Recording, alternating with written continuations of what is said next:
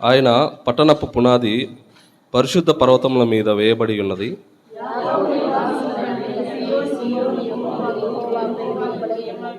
దేవుని పట్టణమా, మనుషులు నిన్ను గూర్చి మిక్కిలి గొప్ప సంగతులు చెప్పుకుందురు.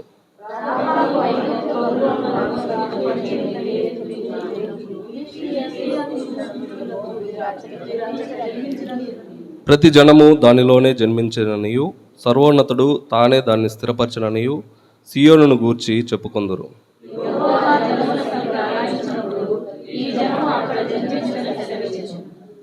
పాటలు పాడుచు వాద్యములు వాయించుచు మా ఊటలనియు నీ యందే ఉన్నవని వారందరూ.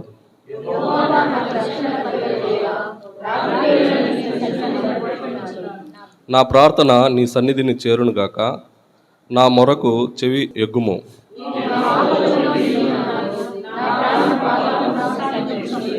సమాధిలోనికి దిగువారిలో నేనొకనిగా ఎంచబడి తిని, నేను త్రాణలేని వాని వలె అయితిని.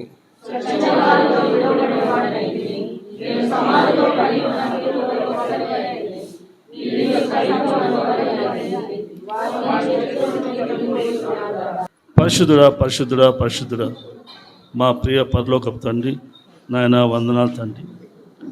ఈ ఉదయకాల సమయంలో మీ పాదాల చెంత చేయడానికి మీరు మాకు సహాయం చేశారు నా ప్రభువ. అందులో మీకు వందనాలు, స్తుతులు, స్తోత్రం నాయన. నా తండ్రి ప్రభువ, ఈ మంచి దినాన్ని మాకు అనుగ్రహించాను నా ప్రభువ. ఇంత మంచి సహవాసాన్ని మీరు మాకు ఇచ్చారు నాయన, మంచి కాపరిని మాకు ఇచ్చారు నా ప్రభువ. యేసయ్య, ఇంతవరకు నా తండ్రి మా యొక్క ఆరాధనలో నా తండ్రి మీరు ఉన్నందుకే మీకు వందనాలు నాయన. మా ఆరాధన స్వీకరించేందుకే మీకు వందనాలు దేవ. ప్రభువ నా తండ్రి, మేము మీ సన్నిధిలో ఉండగా నా ప్రభువ, మేము నిర్మలమైన మనసు కలిగి జీవించిన కృపను దయచేయండి నాయన. నిర్దోషంగా జీవించే భాగ్యం మాకు అనుగ్రహించమని చెప్తాను దేవ.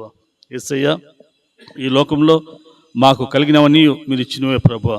ఒకవేళ నా తండ్రి మేము నా ప్రభువ వాటిని చూసి అతిశయపడుతుంటే దయచేసి ఆ అతిశయాన్ని ఇక్కడ విసరించడానికి సహాయం చేయండి నాయన. యేసయ్య నా ప్రభువ, మరి ఎవరిని నా ప్రభువ నిర్హేతుకంగా మేము ద్వేషించకుండా నా ప్రభువ మాలో ఉన్నటువంటి ద్వేషాన్ని, కోపాన్ని ఆ ప్రభువ సమూలంగా నా తండ్రి విసరించడానికి మీ కృపను అందించమని చెప్తాను దేవ. దేవునికి మహిమ కలుగునుగాక. కూడి వచ్చిన దేవుని బిడ్డలైన మీ అందరికీ ప్రభు యేసుక్రీస్తు నామమున వందనాలు తెలియజేస్తూ ఉంటున్నాను. దేవుని యొక్క శాశ్వతమైనటువంటి ప్రేమను బట్టి మనమందరము కూడా ఈ చిట్ట చివరి మాసంలో, డిసెంబర్ మాసం, మనం ఈ రీతిగా కూడుకొని దేవుని యొక్క సన్నిధిని అనుభవించడానికి మనకు దేవుడు ఇచ్చినటువంటి ఈ యొక్క మంచి ధన్యత అవకాశాన్ని బట్టి దేవునికి స్తోత్రాలు చెల్లిస్తూ ఉంటున్నాను. హల్లెలూయా, హల్లెలూయా. రెండు చేతులు ఎత్తి ఒకసారి బాగా చెప్పాలి, హల్లెలూయా, హల్లెలూయా. దేవుని యొక్క బిడ్డలైనటువంటి మనలందరినీ కూడా దేవుడు ఎంతో తన శాశ్వతమైనటువంటి ప్రేమతో మనల్ని ప్రేమిస్తున్నటువంటి దేవుడు. ఇప్పుడు చదువుకున్నటువంటి ఆ యొక్క వాక్యపు వచనాలలో 87వ అధ్యాయంలో సియోనులో నివాసపు ఆధిక్యతలు, 88వ అధ్యాయంలో మృత్యుముఖంలో నుండి ప్రార్థన అనేటువంటి అంశాన్ని గూర్చి ఇందులో వ్రాయబడినట్టుగా మనం చదువుకుంటున్నాం. నిజంగా మనం బ్రతికున్న కాలంలోనే దేవుని మనం ఏం చేయాలి అంటే స్తుతించాలి, ఘనపరచాలి, మహింపరచాలి. మరణించిన తర్వాత, మృతుల లోకంలోనికి వెళ్ళిన తర్వాత మనం ఆయన్ని స్తుతించలేము, కీర్తించలేము, ఆయన ప్రేమను కూడా పొందుకోలేము. కాబట్టి మనలో దేవుని ప్రేమ ఉన్నంత వరకు, మన మీద దేవుని జాలి, దయ, కనికరం ఉన్నంత వరకే మనం ఏమైనా కానీ దేవునితో సహవాసం చేయగలుగుతాం. ఈ ప్రాణం మనల్ని విడిచిపెట్టి వెళ్ళిపోయిన తర్వాత, లేదు దేవుని రాకడ అనేటువంటిది వచ్చిన తర్వాత మనం ఏమి చేసేది ఏమీ ఉండదు. కాబట్టి సమయం అనేటువంటిది చాలా ప్రాధాన్యత ఇవ్వాలి. సమయానికి చాలా ప్రాముఖ్యమైనటువంటిది సమయం. కాబట్టి నా ప్రియమైనటువంటి దేవుని బిడ్డలారా, మనందరి జీవితాల్లో కూడా దేవుడు మనల్ని ప్రేమించి ఈ విధమైనటువంటి చక్కని జీవితాన్ని మనకి ఇస్తూ ఉన్నందులకు దేవునికి మనము ఎంతగానో కృతజ్ఞతలు చెల్లించవలసిన వారంగా మనం ఉన్నాము. హల్లెలూయా, హల్లెలూయా. పరిశుద్ధ గ్రంథము నుండి అపోస్తలుడైన పౌలు కొరింథీయులకు రాసిన మొదటి పత్రిక 3వ అధ్యాయంలో 9వ వచనాన్ని ఒకసారి చదువుకుందాం. అపోస్తలుడైన పౌలు కొరింథీ సంఘానికి రాసిన మొదటి పత్రిక 3వ అధ్యాయము 9వ వచనం. మేము దేవుని జత పని వారమై ఉన్నాము. మీరు దేవుని వ్యవసాయమును దేవుని గృహమునై ఉన్నారు. హల్లెలూయా, హల్లెలూయా. బాగా చెప్పాలి గంభీరంగా, హల్లెలూయా. పౌలు గారు ఏం మాట్లాడుతున్నారంటే, మేము ఏమై ఉన్నాము అని అంటే దేవునికి జతపని వారు మేము. కొరింథీ సంఘమా, మీరు ఏమై ఉన్నారో తెలుసా? మీరు దేవుని యొక్క మీరందరూ నో తెరిచి జవాబులు చెప్తేనే ముందుకెళ్ళాలా. మీరందరూ ఏమై ఉన్నారు? నా మాటలు అర్థమైన వాళ్ళు చెప్పచ్చు. మీరందరూ ఏమై ఉన్నారు? వ్యవసాయం. వ్యవసాయం అంటే ఏమ్మా? దున్నబడ్డం, సేద్యం. ఒక రైతు ఎలాగ వ్యవసాయం చేస్తాడంటే, వ్యవసాయం చేసే బిడ్డలందరికీ తెలుసు, కూలి పనులు చేసే వాళ్ళకి తెలుసు బాగా వ్యవసాయం అంటే ఎలా చేస్తారు ఏంటి అని. అయితే వాక్యం సెలవిస్తున్నటువంటి రీతిగా మనం గమనిస్తే, నేటి క్రైస్తవ సమాజంలో, సంఘాలలో అనేకమైన రకాలైనటువంటి క్రైస్తవులు జీవిస్తూ ఉన్నారు. ఒకటి దేవుని యందు భయము భక్తి కలిగిన వారు, కొంతమంది నామకర్తపు క్రైస్తవులు, మరి కొంతమంది దేవుడు లోకమును కలిపి ప్రేమించేటువంటి వారు. ఈ విధంగా రకరకాలుగా మనుషులు బ్రతుకుచూ ఉన్నారు. అయితే వాక్య భాగంలో మనం గమనిస్తే పౌలు గారు అంటున్న మాట, మేమైతే దేవుని జతపని వారము, మీరు దేవుని యొక్క వ్యవసాయమై ఉన్నారు అని ఖచ్చితంగా చెప్తూ ఉన్నాడు. మరి దేవుని యొక్క వ్యవసాయము అయి ఉన్నటువంటి సంఘము ఏ విధంగా ఉండాలి అని మనం ఆలోచన చేయాలి. ఒక రైతు ఒక భూమిని ఏ విధంగా అయితే వ్యవసాయం చేసి, ఆ వ్యవసాయం చేస్తున్నప్పుడు ఆ పంటను ఎలాగైతే రావాలని ఆశిస్తాడో అంత చక్కగా దానిని ఏం చేస్తాడు? దున్నుతాడు. అందులో ఉన్నటువంటి రాళ్ళు, రప్పలు, ముళ్ళు ఏ ఉండినా కానీ వాటన్నిటిని కూడా తీసివేస్తాడు. మంచి చదునుగా చేసి, చక్కని మంచి నేలగా దాన్ని తయారు చేసి, దానికి కావలసిన ఎరువులను వేసి, దానికి కావలసినటువంటి నీటిని కట్టి, ఎండ తగినంత ఎండలో ఆ తగిన కాలంలో పంటను కోయటానికి ఎదురు చూస్తూ ఉంటాడు.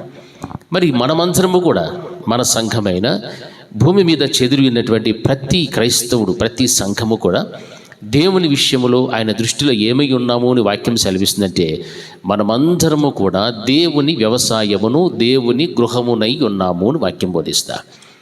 వ్యవసాయము ఈ విధంగా చేస్తే, గృహము అనేటువంటిది ఎలా ఉంటుంది? ఒక కుటుంబము అది చక్కగా నివసించటానికి నివాసయోగ్యముగా గృహం ఉంటుంది. వ్యవసాయము, గృహము ఈ రెండింటిని గనక మనం పోలుస్తూ ఉన్నాడు దేవుడు. ఈ రెండింటితో ఒక విశ్వాసి తన కుటుంబం ఉండాలి అని అంటే, నిజముగా మనము మనుషుల చేత వ్యవసాయం చేయబడలేదు, మనుషుల చేత కట్టబడినటువంటి గృహములో ఉంటున్నామే. కానీ ఆ గృహమును ఎవరు కట్టాలి అంటే, ఆ గృహము ఎవరై ఉండాలి అని వాక్యం బోధించినట్టే మనమే. వ్యవసాయము మనమే, ఆ తర్వాత ఆ గృహము కూడా మనమే. ఎవరికి అనంటే దేవునికి. దేవునికి మనము వ్యవసాయమును గృహమునై ఉన్నాము. ఇక్కడ వాక్యములో మనం గమనిస్తే, కొంతమంది విశ్వాసులు మాట్లాడేటువంటి మాటలు ఎలాగుంటాయి అని అంటే, నేను అపోల్లో వాడను, పౌలు వాడను, లేకపోతే ఫలానా ఫలానా అని చెప్తూ ఉంటా. ఈ మాటలన్నిటిని బట్టి కూడా మనం గమనిస్తూ వస్తే, ఈ ప్రారంభ వచనం నుండి కూడా కొన్ని విషయాలు చదువుతూ వస్తాను, మీరెవరు చదవద్దు, వినండి. సహోదరులారా, ఆత్మ సంబంధులైన మనుషులతో మాట్లాడినట్లు నేను మీతో మాట్లాడలేకపోతిని. శరీర సంబంధులైన మనుషులే అనియు, క్రీస్తునందు పసిబిడ్డలే అనియు మీతో మాట్లాడవలసి వచ్చాను. అప్పటిలో మీకు బలము చాలకపోయినందున పాలతోనే మిమ్మల్ని పెంచి తిని, కానీ అన్నముతో మిమ్మల్ని పెంచలేదు. మీరు ఇంకనూ శరీర సంబంధులై ఉండుట వలన ఇప్పుడునూ మీరు బలహీనులై ఉన్నారు కారా? మీలో అసూయయు కలహమును ఉండగా మీరు శరీర సంబంధులై మనుష్యరీతిగా నడుచుకునేవారు కారా? ఒకడు నేను పౌలు వాడను, మరి ఒకడు నేను అపోలో వాడను అని చెప్పునప్పుడు మీరు ప్రకృతి సంబంధులైన మనుష్యులు కారా? అపోల్లో ఎవడు, పౌలు ఎవడు? పరిచారకులే కదా. ఒక్కొక్కరికి ప్రభువును అనుగ్రహించిన ప్రకారం వారి ద్వారా మీరు విశ్వసించిదిరి. నేను నాటి తిని, అపోల్లో నీళ్లు పోసెను, వృద్ధి కలుగు చేసిన వాడు దేవుడే. కాబట్టి వృద్ధి కలుగు చేయు దేవునిలోనే కానీ నాటువానిలోనైనను నీళ్లు పోయి వానిలోనైనను ఏమీయూ లేదు. నాటువాడును నీళ్లు పోయివాడును ఒక్కటే. ప్రతి వాడు తాను చేసిన కష్టము కొలది జీతము పుచ్చుకొనును. మేము దేవుని జత పనివారమై ఉన్నాము, మీరు దేవుని వ్యవసాయమును గృహమునై ఉన్నారు. హల్లెలూయా, హల్లెలూయా, హల్లెలూయా. నా ప్రియమైనటువంటి దేవుని బిడ్డలారా, ఇక్కడ వాక్యంలో వ్రాయబడినటువంటి రీతిగా చూస్తే మేము ఫలానా ఫలానా ఫలానా అని చెప్పుకునేటువంటి క్రైస్తవ సమాజం. నేను అపోల్లో వాడను, పౌలు వాడను చెప్తాడు. కానీ పౌలు అంటాడు, నాటిన వాడిని నేనే, అపోల్లో నీళ్లు పోసాడు. వృద్ధి చేసేటువంటి వాడు ఎవరునంటే దేవుడే. వృద్ధి చేసేటువంటి వాడు దేవుడే. మీరందరూ కూడా వాడిని బట్టి విశ్వసించారే కానీ మీరు ఫలానా సంఘము, ఫలానా తెగ, ఫలానా అని వ్యత్యాసం ఏమీ కూడా లేదు. ఎందుకునంటే మేమందరము కూడా దేవునికి ఏమై ఉన్నాము? జత పని వారమై ఉన్నాము. ఎందుకు ఈ మాటలు చెప్తున్నాడంటే ఎవరు కూడా వృద్ధి చేసినటువంటి దేవుని యందే దృష్టి ఉంచాలి, వృద్ధి చేస్తున్నటువంటి దేవునిని ఆరాధించాలి తప్ప నీళ్ళు నాటినటువంటి వారిని, నీళ్లు పోసినటువంటి వారిని ఇలాంటి మనస్తత్వం ఎవరికి ఉండకూడదని. అంటే విశ్వాసి యొక్క దృష్టి, తన హృదయం ఎవరి వైపు ఎత్తి పట్టుకోవాలంటే దేవుని వైపు ఎత్తి పట్టుకోవాలి. మేము ఫలానా సంఘానికి సంబంధించిన వాళ్ళము అని చెప్పుకునే స్థాయి నుంచి మేము ఫలానా కాపరికి సంబంధించిన వాళ్ళము అని చెప్పుకునే స్థాయికి వచ్చారు. ఎందుకనంటే దేవునిని మరిచినారు, దేవునిని చూడటం లేదు. తమ హృదయముల్లో ఎవరు నింపుకుంటున్నారు నేటి క్రైస్తవ సమాజం అంటే మనుషులను నింపుకుంటున్నారు.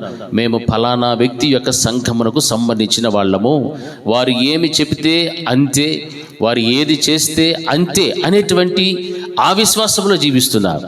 వాక్యం ఏమంటుందంటే అపోల్లో ఎవడు, పౌలు ఎవడు? పరిచారకులే కదా. హల్లెలూయా. పరిచారకులే కదా అంటే యేసుక్రీస్తు ప్రభుల వారు ఒక మాట అన్నారు, నేను పరిచారము చేయించుకున్నటకు రాలేదు కానీ పరిచర్య చేయడానికే నేను ఈ భూమి మీదకి వచ్చి తిని చెప్పాడు. కానీ నేటి సంఘములను నడిపిస్తున్నటువంటి పెద్ద పెద్ద బోధకులు వీరు ఎలాగున్నారనంటే పరిచారము చేయటానికి వచ్చినట్టుగా కనపడలేదు కానీ పరిచర్య చేయించుకోవడానికి వచ్చినట్లుగా వారు కనిపిస్తున్నారు. వారి చుట్టూ మనుషులు, వారి గొప్ప గొప్ప మాటలు, వారి గొప్ప గొప్ప స్థితులు అన్నీ కనపరుచుకుంటున్నారు. వారు ఏం చేసినా, వారి గృహాలలో ఏం జరిగినా వాటి అన్నిటిని కూడా ఏం చేస్తున్నారు? ఈ రోజున ప్రచురించుకుంటున్నారు. నేను ఫలానా, నా సంఘం ఇంత, నా కుటుంబం ఇది, నా బిడ్డలు ఇది, వారు ఇలాగా, వారు అలాగా అని చెప్పుకుంటూ ఉంటారు. కానీ అటువంటి వారిని వెంబడిస్తున్నటువంటి వారు కొన్ని వేల లక్షల మంది వెంబడిస్తున్నారు. అయితే వాక్యమునకు అది పూర్తిగా భిన్నమైనటువంటి సమాచారం. వాక్యం సెలవిస్తుంది అపోల్లో ఎవడు, పౌలు ఎవడు? ఇంత గొప్ప వారి గురించి వారే ఏమని చెప్పుకుంటారంటే మేము కేవలము పరిచారకులు మాత్రమే, మేము దేవునితో జత పని వారమే, మేమందరము కూడా, మేమేమి పైనుంచి దిగి వచ్చిన వాళ్ళము కాదు, మాకు ఇంత ఇదైనటువంటి పరిస్థితులు, స్థితిగతులు మాకు అవసరము లేదు. ఈ మాటలన్నీ కూడా వారు చెబుతూ ఉన్నారు అంటే నిజంగా ఈ రోజున ఉన్నటువంటి క్రైస్తవ సంఘములు నడిపిస్తున్న నాయకులైనా, కాపురులైనా వీటి విషయంలో చాలా చాలా నేర్చుకోవాల్సినటువంటి విషయాలు ఉన్నాయి.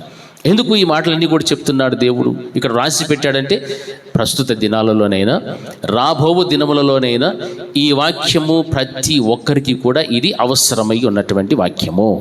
హల్లెలూయా, హల్లెలూయా. పెద్ద పెద్ద సేవకుల దగ్గర పోయి మీరు మాట్లాడగలుగుతారా? మాట్లాడలేరు. కనీసం దూరం నుండి చూడడానికి కూడా ఏం చేయాలా? క్యూలో పోవాలి, లేకపోతే దూరం నుంచి కనపడలేదే అని తొక్కిసలాట్లో పడి లేచి కాళ్ళు చేతి ఎరగొట్టుకొని అంత అవసరమైతే, అంత అవసరమో ఉందా లేదా? ఉందా? సునీత చెప్తాను ఉంది అని. హల్లెలూయా. యేసుస్వామి భూమి మీదకి వచ్చినప్పుడు ఆయన ఎవరన్నా చుట్టూ బాడీ గార్డులు పెట్టుకోలేదే. ఆయన ఎవరి మధ్యలో జీవించాడు? మనుషుల మధ్య నివసించాడు, సంచరించాడు, మనుషుల్లోకి వెళ్ళాడు, దేవాలయంలోనికి వెళ్ళాడు, చక్కగా వాక్యాన్ని ప్రకటిస్తున్నాడు, అన్నీ చేస్తున్నాడు. ఆయన నాకు ఎవరు కూడా నన్ను అంటుకోకూడదు, నా దగ్గర రాకూడదు, నాకు దూరంగా ఉండండి, నేను పైనుంచి వచ్చిన వాడు అని చెప్పాడా దేవుడు? చెప్పలేదు. కానీ మనుషునికి మాత్రం ఈరోజు ఎలాగుందంటే మనిషి ఈడుంటే ఒక 100 మీటర్లో ఎంత ప్రకాష్, ఓ 200 మీటర్ల చుట్టూ ఏముంటుంది? మొత్తం స్టేజే, 200 మీటర్లు స్టేజే. ఇంక స్టేజ్ దాటి అవతల ఉంటారు ప్రజలు. వాళ్ళు ఎవరన్నా వచ్చి పోయిన పైపై చెయ్యి అన్నట్లు తాకదాం అనుకుంటా. చెయ్యి కాదు కదా, గోరు కూడా తాకలేరు. హల్లెలూయా. కానీ అటువంటి వారికి ఏం చెల్లించుకుంటారు? సమస్త ముడుపులు చెల్లించుకొని నిలువు దోపిడీలు చేసుకొని వస్తారు. ఎంత అమాయక ప్రజలు మనం ఆలోచన చేయాలి. మీ సంఘములో మీ కాపరితో మీకున్నటువంటి స్వేచ్ఛ, స్వాతంత్రత ఎక్కడ కూడా మీకు ఉండదు. హల్లెలూయా, హల్లెలూయా. ఆ స్వాతంత్రత మరి ఎక్కడికి వెళ్ళినా మీకు దొరకదు. 1000 మంది ఉండినా మీ సంఘ కాపరి కనిపిస్తే ఆ 1000 మందిలో కూడా నిన్నేం చేస్తాడు?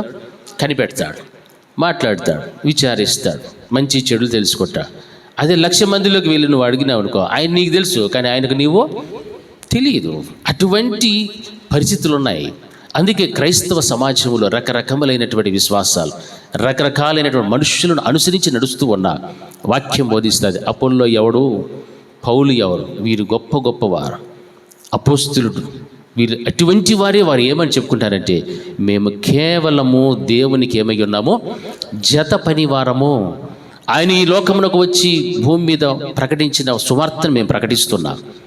ఆ సిలువ వేడిన క్రీస్తుని గురించి మేము బోధిస్తున్నాం. ఆయన మరణించి పునరుద్ధరణి వెళ్ళాడు, మేము కూడా అదే పని చేస్తున్నాం.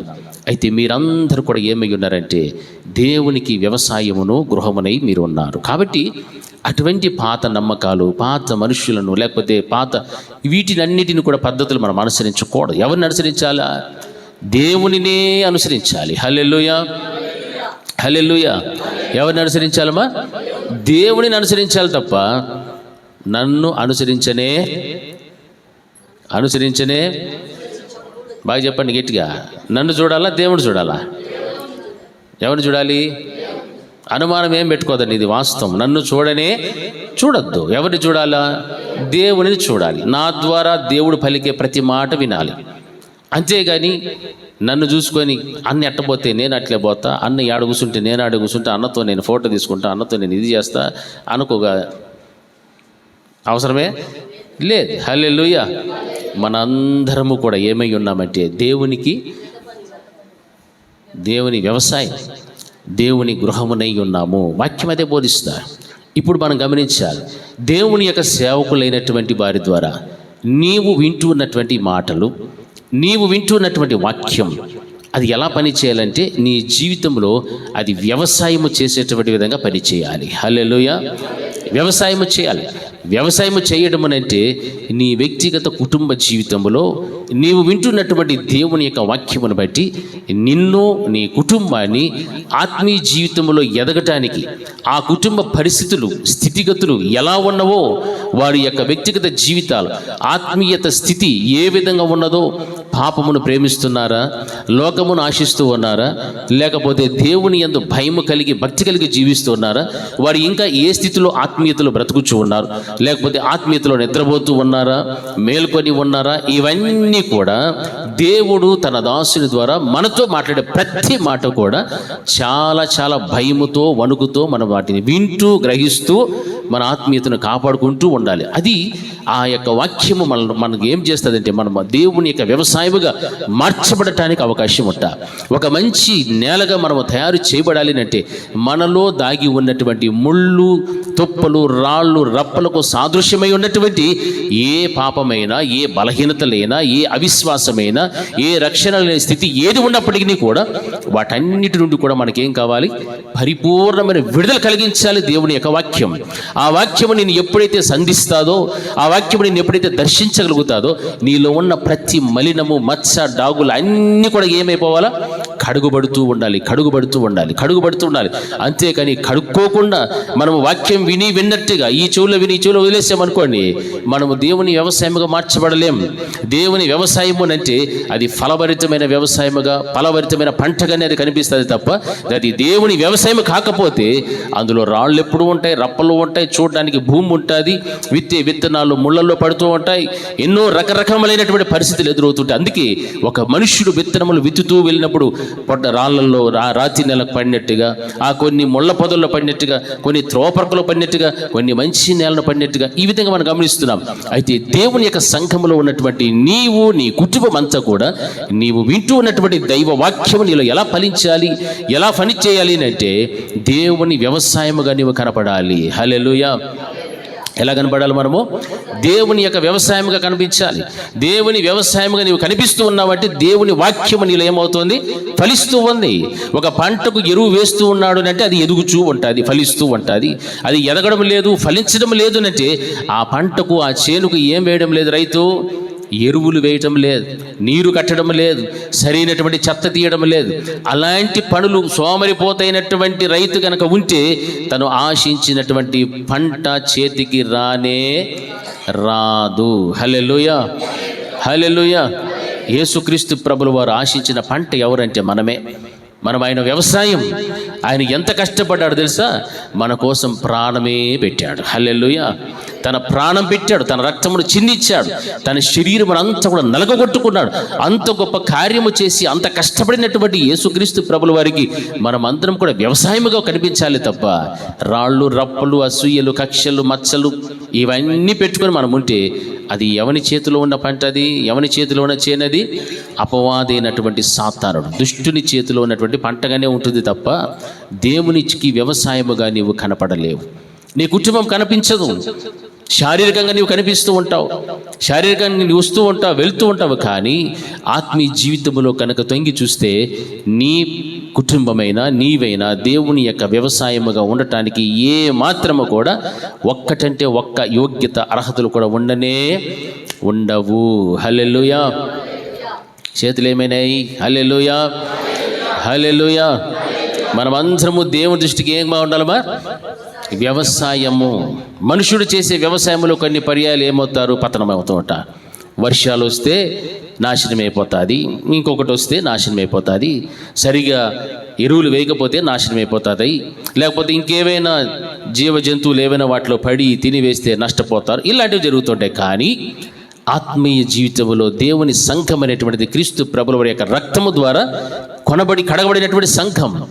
ఈ సంఘము దేవునికి వ్యవసాయముగానే ఉండాలి, దేవుని వ్యవసాయమై ఉండాలి. వ్యవసాయం అంటే అది ఎలా ఉంటుందంటే మంచి చక్కని ఫలాలు, ఫలభరితమైనటువంటి రీతిగా పంటను చూడాలి దేవుడు. ఈరోజు నా జీవితంలోనైనా నీ జీవితంలోనైనా కూడా దేవుడు మన నుండి కోరేది బట్టి ఏంటంటే ఫలభరితమైనటువంటి జీవితం కావాలి. ఆయన పంట కోయటానికి సిద్ధంగా ఉన్నాడు. కోతకాలము సమీపించినప్పుడు ఆయన పంట కోసేటప్పుడు గురుగులు, గోధుమలు అన్నీ కలిపి ఎలా కోస్తారో అలాగే కోయబడతాయి. సంఘములు ఉన్నటువంటి వారు, దేవునికి వ్యవసాయముగా ఉన్నవారు కొంతమంది ఉంటారు. వ్యవసాయముగా లేకుండా రాళ్ళు, రప్పలు అన్నటువంటి బలహీనతలతోనూ, పాపములతోనూ, శాపములతోనూ ఉన్నవారు కూడా సంఘములో ఉంటారు. అటువంటి వారు అందరినీ కూడా కలిసి దేవుడు ఒక్క రోజున పంట కోసినప్పుడు అక్కడ వేరుపరచబడిపోతారు. హల్లెలూయా.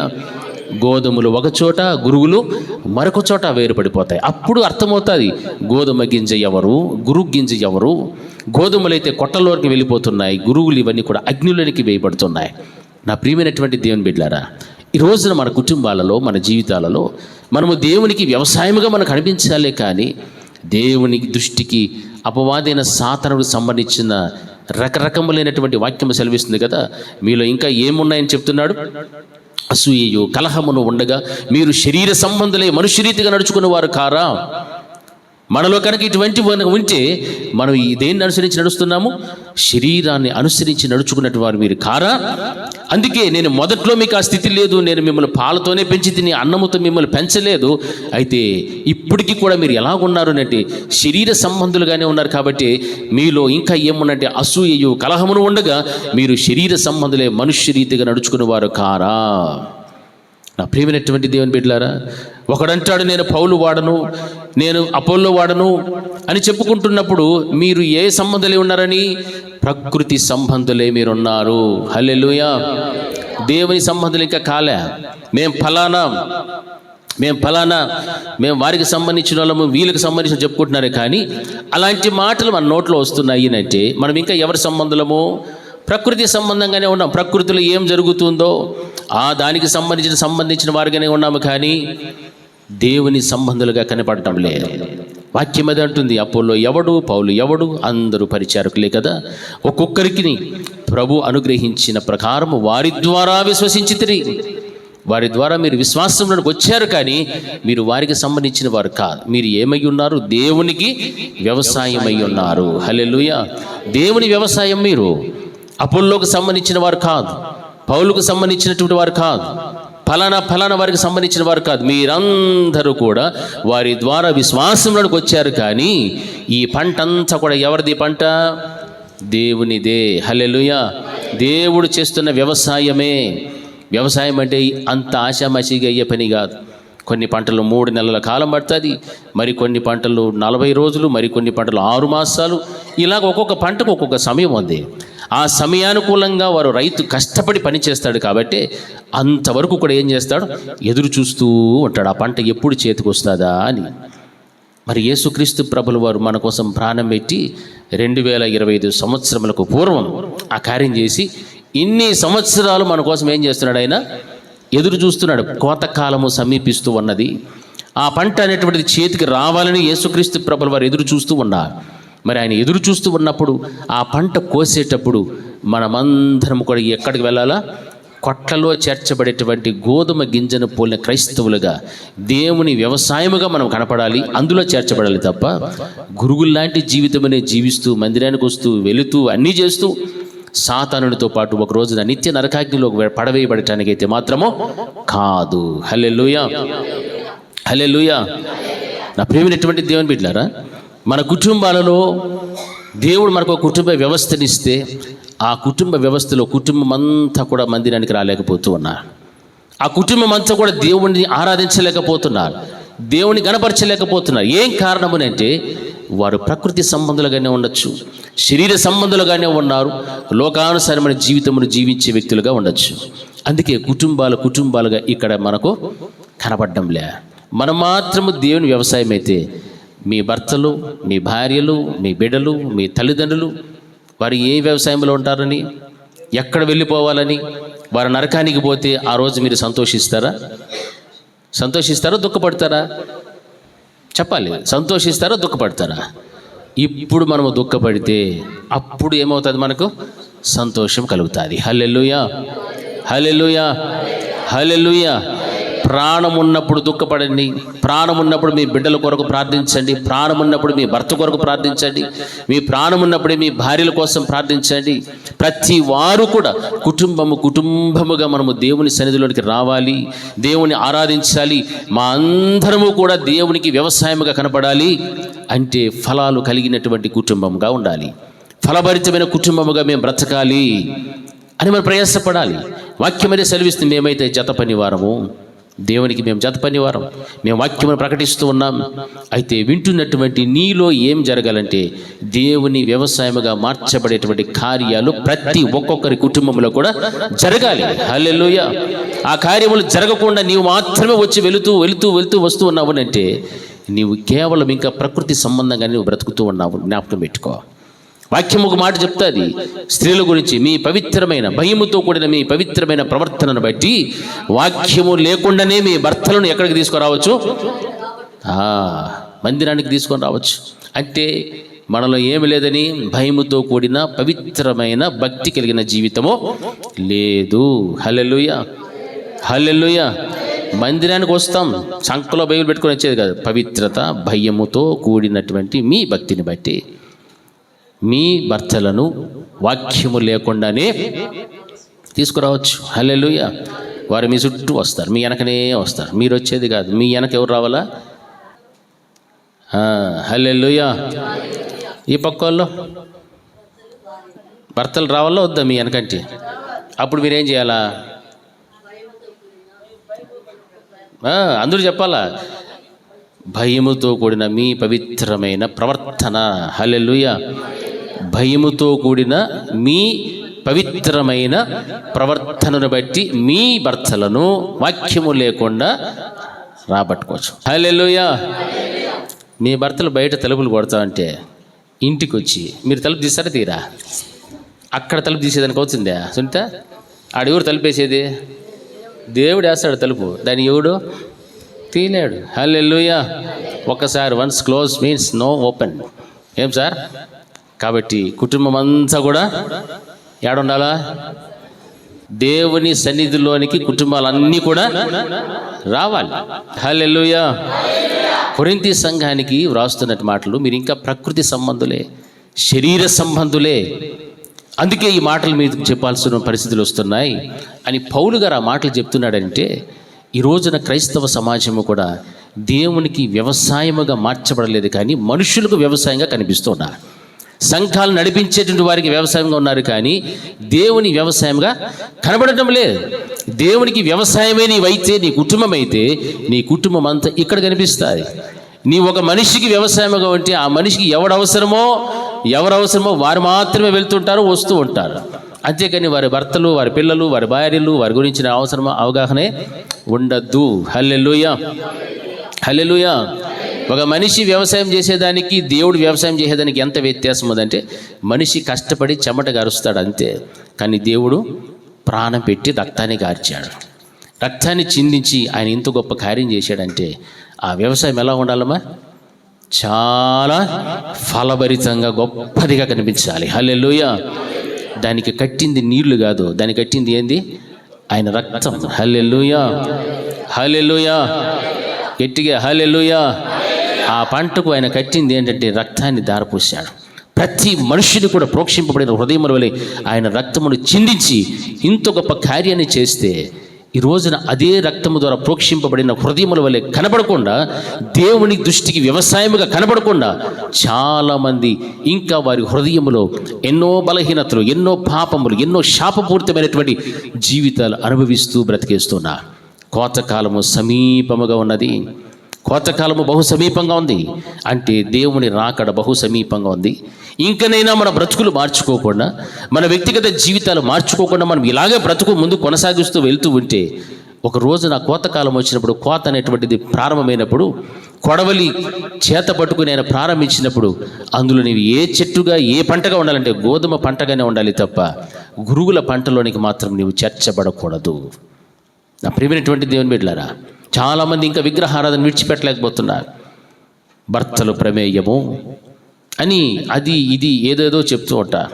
విగ్రహారాధన అనేటువంటిది దేవునికి అతి అసహ్యమైనటువంటిది. విగ్రహారాధనను దేవుడు ఎంత మాత్రము కూడా ఒప్పుకోడు. నేను తప్ప మీకు వేరొక దేవుడు ఉండకూడదని ఖచ్చితంగా చెప్పాడు దేవుడు. మరి అంత ఖచ్చితంగా చెప్పినా కానీ ఇంకా కుటుంబాల్లో కొంతమంది విగ్రహారాధనలో సగం, దేవుడిలో సగం. కార్యాలు ఎలా జరుగుతాయి? దేవుని వ్యవసాయంగా ఎలా మార్చబడతారు? ప్రతి ఉదయకాలంలో కూడా ఈ ప్రార్థన అంశాన్ని బట్టి మనం ప్రార్థన చేస్తున్నాం. కొంతమంది ఇంకా విగ్రహారాధనలో ఉన్నారు. ప్రభావాన్ని కనికరించండి అని మనం ప్రార్థన చేస్తున్నాం. మరి దేవుని యొక్క కార్యాలు జరగాలంటే దేవుని యొక్క మాటలు వింటున్నటువంటి మనందరము కూడా దేవుని వ్యవసాయముగా మార్చబడుతున్న ఒక నీరు కడుతూ ఉందంటే ఆ చెట్టుకు జీవం వస్తూ ఉంటాయి. ఆ చెట్టు ఎదుగుతూ ఉంటుంది. అది ఫలాలు ఇవ్వటానికి సిద్ధమవుతూ ఉంటుంది. కాయలు కాస్తాయి, పువ్వులు పూస్తాయి, పరిమళ వాసన ఇచ్చే చెట్లు ఉన్నాయి, ఫలాలు ఇచ్చేటువంటి చెట్లు ఉన్నాయి, ఎన్నో రకరకాలుగా ఉన్నాయి. మరి క్రైస్తవ సంఘములో ఇంతగా దేవుని వాక్యం విత్తబడుచున్నప్పటికీ కూడా, ఇన్ని హెచ్చరికలు నీవు తీసుకుంటున్నప్పటికీ కూడా నీవిలో ఇంకను ఫలభరితమైన జీవితం రాలేదు, దేవుని వ్యవసాయముగా నీవు కనబడటం లేదు అంటే ఎంత దీనస్థితిలో, ఎంత ఆత్మీయ దారిద్రతలో ఉన్నామో ఒక్కసారి గమనించాలి. నీవు ఆత్మీయంగా దినదినము ఎదగటానికి ప్రయత్నించాలి. కానీ ఈ రోజున మనుష్యుడు ఆర్థికంగా ఎదగటానికి ప్రయాసపడుతున్నాడు. ఆర్థికంగా ఎదగాలి, అందరికంటే ఉన్నతమైన స్థానాన్ని పొందుకోవాలి. ఈరోజు రాత్రే నీ ప్రాణమును దేవుడు అడిగితే నీవు సంపాదించిన సంపాదన ఏమవుతుంది? నీకున్న ఆస్తులన్నీ ఏమవుతాయి? వాటిని ఎవరు అనుభవిస్తారు? ఎవడు అనుభవిస్తాడో ఎవరికి తెలియదు. అయితే మనుషుని యొక్క ఆలోచన, ఉద్దేశంలు ఎక్కడున్నాయంటే ఆస్తి మీద, లోకం మీద, దేహం మీద, శరీరానుసారంగా జీవించడం మీద, సుఖ సంతోషాలను అనుభవించే విషయంలోనే ఉంది తప్ప నా అంతరంగ పరిస్థితి, నా హృదయ వేదన, లేకపోతే నా యొక్క ఆధ్యాత్మిక జీవితం ఎలా ఉంది అని ఆలోచించేటువంటి విశ్వాసి ఈ రోజున చాలా చాలా కరువైపోతూ ఉన్నారు. ఎవరు చూసినా నేను ఫలానా, నేను అది, నేను ఇది అని చెప్పుకోవడమే తప్ప నేను ఆత్మీయ జీవితంలో ఎంత ఎదుగుచూ ఉన్నాను. ఈరోజు విత్తబడినటువంటి ఈ వాక్యము, ఈ రోజు నాకు కట్టబడినటువంటి ఈ వాక్యము, ఈ నీరు అన్నటువంటి వాక్యము నా జీవితాన్ని కట్టబడింది కాబట్టి ఈ వాక్యము ద్వారా నాలో ఇంకొక పువ్వు వచ్చేది, ఇంకొక కాయ వచ్చేది, ఇంకొక ఫలం వచ్చేది నాకు అనేటువంటి విశ్వాసం ఒక్కరైనా ఉన్నారా? దేవుని వాక్యం సెలవిస్తుంది, మీరు దేవుని వ్యవసాయమై ఉన్నారు. ఆ రైతు ఎదురు చూస్తున్నాడు. దినం తర్వాత దినం ఏమవుతూ ఉంటుంది? ఆ పంట ఎదుగుచూ ఉంటుంది, కానీ అది చచ్చిపోదాం. మరి జీవమగిలినటువంటి దేవుని మాటలు వింటున్నటువంటి నీవు ఎదగాలి తప్ప బలహీన పడిపోకూడదు, తగ్గిపోకూడదు. నీ వ్యక్తిగత జీవితంలో నీవు ఎలాగ ఎదగాలో దానిని గూర్చే దేవుడు మాట్లాడుతున్నాడు తప్ప నిన్ను దుఃఖ పెట్టడానికో, నిన్ను బాధ పెట్టడానికో, నిన్ను అవమానం చేయడానికో కాదు. ఈరోజు నువ్వు దుఃఖపడి కన్నీరు కాచి ప్రభువు వారి పాదాలు పట్టుకొని ఏడిస్తే ఒక రోజున మనుషుల దగ్గర నీవు ఏడ్చే పరిస్థితి నీకు రాదు. హల్లెలూయా. మనుషుల దగ్గర ఏడ్చే పరిస్థితి నీకు రానివ్వడు దేవుడు. ఇక్కడ ఏడవటం లేదు కాబట్టి పక్కకు పోయి మనుషుల దగ్గర ఏడ్చుకుంటూ ఉన్నారు. చాలామంది మనుషుల దగ్గర ఏడ్చుకుంటున్నారు, వాళ్ళ బాధను అక్కడ చెప్పుకుంటున్నారు. ఇక్కడ చెప్పుకోమని దేవుడు చెప్పాడు. ప్రయాసపడి భారం వచ్చిన సమస్తమైన జనులారా నా ఎత్తుకు రండి, నేను మీకు విశ్రాంతిని ఇస్తాను యేసయ్య చెప్తే మనుషుల దగ్గర పరిగెత్తుకొని వెళ్తారు. అవసరం లేదు. మరి ఇక్కడ ఏడిస్తే ఒక రోజున నీ నోటి నిండా దేవుడు ఏం పెడతాడు? నవ్వును పెడతాడు, సంతోషాన్ని ఇస్తాడు దేవుడు. హల్లెలూయా. దాన్ని సంపాదించుకోవడం కోసం ఈ లోకంలో నువ్వు ఏమి పోగొట్టుకున్నా పర్వాలేదు, నువ్వు ఏమి కలిగి ఉన్న దాన్ని విడిచిపెట్టాడని కన్నా ఏం పర్వాలేదు. దేవునిని మాత్రం పోగొట్టుకోవద్దు. దేవునిలో ఉన్న విశ్వాసాన్ని పోగొట్టుకోవద్దు. దేవుడు నీకు ఇచ్చిన రక్షణను పోగొట్టుకోవద్దు. ఎప్పటికైనా కూడా అదే నేను కాపాడితే తప్ప నీవు సంపాదించుకుంటున్న ఆస్తులు, అంతస్తులు, డబ్బు, బంగారం ఏది కూడా నేను పరలోకానికి తీర్చుకొని వెళ్ళదు. హల్లెలూయా, హల్లెలూయా, హల్లెలూయా. మీ పిల్లలు అవిధేయులైతే పిల్లలకు చెప్పాలి, భర్తలు అవిధేయులైతే భర్తలకు చెప్పాలి, భార్యలు అవిధేయులైతే భార్యలకు చెప్పాలి. అందరికీ కూడా ఒకరినొకరు హెచ్చరించుకుంటూ పురిగొల్పుకుంటూ మనమందరము కూడా దేవుని వ్యవసాయం వలె కనపడాలి, దేవునికి వ్యవసాయముగా మనం ఉండాలి అని మనం ఒకరినొకరు హెచ్చరించుకుంటూ ఉంటే కుటుంబం అంతా కూడా ఎలాగుంటుందమ్మా? కోతకాలం వచ్చినా అది భయం లేకుండా అది ఎదుగుచూ ఫలభరితముగా దానిలో కావలసినంత పంట అది ఇవ్వటానికి అది ఎదుగుచూ ఉంటుంది. హల్లెలూయా, హల్లెలూయా. నా ప్రియమైనటువంటి దేవుని బిడ్డలారా, ఈ రోజున నీ జీవితంలో దేవునికి వ్యవసాయముగా నీవు ఉన్నావా? దేవునికి వ్యవసాయముగా నీవు ఉండాలని వాక్యం సెలవిస్తోంది. అందుకే ఇంత ఖచ్చితంగా దేవుడు మనతో మాట్లాడుతున్నా. ఆ వాక్యం మనం గమనిస్తే అన్నింటికీ కూడా క్రీస్తు యేసే మూలమైన రాయి అని ఎఫెసీయులకు రాసిన పత్రిక 2వ అధ్యాయం 20-22 వరకు చూస్తే ఆ మాటలన్నీ అక్కడ కనిపిస్తున్నాయి. యేసే ముఖ్యమైన మూల రాయి ఉండగా అపోస్తులను ప్రవక్తలను వేసిన పునాది మీద మీరు కట్టబడి ఉన్నారు. మూల పునాది రాయి ఎవరునంటే ఆయనే. యేసయ్య మూలమైనటువంటి పునాది రాయి. ఆయన తప్ప మరొకటి ఎవరు కూడా లేదు. మీరందరూ చెప్పుకుంటున్నారు మేము కేవలము దేవునికి జత పని వారమై ఉన్నాం, మేము పరిచారకులమే, మేము కేవలము పరిచారకులం మాత్రమే. రెండవది ఏమంటున్నాడు అక్కడ? మీరు దేవుని వ్యవసాయమును దేవుని గృహమునై ఉన్నారు. దేవునికి మనం ఏమై ఉన్నామో వ్యవసాయము ఒకటి. రెండవది ఏమై ఉన్నామో గృహమునై ఉన్నాము. హల్లెలూయా, హల్లెలూయా. మన గృహాలన్నీ మనం ఎలా పెట్టుకుంటామా? మీరు చెప్పాలి. మన గృహాలన్నీ ఎలా ఉంటాయి? నీట్గా, ఇంకా శుభ్రం చేసుకుంటారు, అవసరమైతే స్ప్రేలు కొడతారు. ఇంకేమన్నా బంధువులు వస్తామంటే బెడ్ కవర్లు మార్చేస్తారు, సోఫా కవర్లు మార్చేస్తారు, కుర్చీ కవర్లు మార్చేస్తారు, ఇల్లంతా మాపు కొట్టుకుంటారు, గుమ్మ గుమ్మ గుమ్మ గుమ్మ గుమ్మ గుమ్మ అని ఉండేటట్లుగా ఏమేమో మీరేరేమో నేను వేస్తాను. అందుకే చెప్తాను. హల్లెలూయా. మన ఇంటికి వస్తే ఎవరైనా ఎట్లా ఉండాలా? ఓ పర్వాలేదబ్బా బాగానే పెట్టుకోండి ఇల్లు అనల్లా. అవునా కదా? ఏం నరసక? అవునా కదా? కరెక్ట్. హల్లెలూయా, హల్లెలూయా, హల్లెలూయా. మొదటిది మనము దేవుని వ్యవసాయము, రెండవది దేవుని గృహం. వాక్యం ఏమంటుందంటే మీరు మీ దేహము దేవునికి ఆలయమై ఉన్నారని మీరు ఎరుగరా. ఈ దేహము దేవునిది అయితే ఈ దేహం ఏడుండాలా? మందిరంలో ఉండాలా. ఈ దేహము దేవునికి ఏమై ఉండాలా? ఆలయమై ఉండాలి. హల్లెలూయా. మరి ఈ దేహం ఇక్కడ ఉండాలంటే ఎందుకు ఉండాలంటే ఈ దేహం ఎవరిది?